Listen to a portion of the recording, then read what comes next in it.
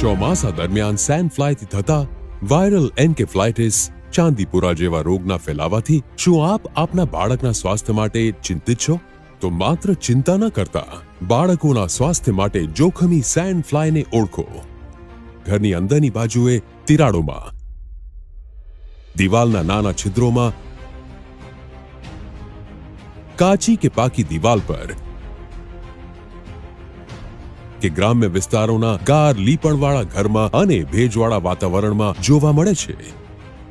આ નરી આંખે જોઈ શકાય તેવી સામાન્ય માખી કરતા 4 ગણી નાની હોય છે અને જે ભેજવાળી જગ્યા અને વાતાવરણમાં ઈંડા મૂકે છે.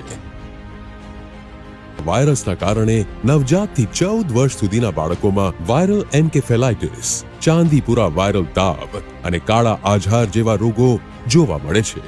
આ સાથે વાયરલ એન્કેફ્લાઇટિસ અને ચાંદીપુરા તાવ રોગના લક્ષણોને પણ જાણીએ. બાળકને સખત તાવ આવવો, ઝાડા થવા, ઉલટી થવી, ખેંચ આવવી, અર્ધભાન કે બેભાન થવું.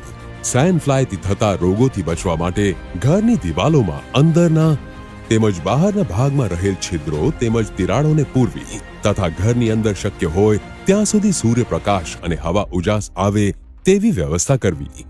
14 વર્ષ સુધીના બાળકોને જંતુનાશક દવાયુક્ત મચ્છરદાનીમાં સુવાડવાનો જ આગ્રહ રાખો. બાળકોને ખુલ્લા શરીરે ઘરની બહાર કે આંગણમાં રમવા ન મોકલો.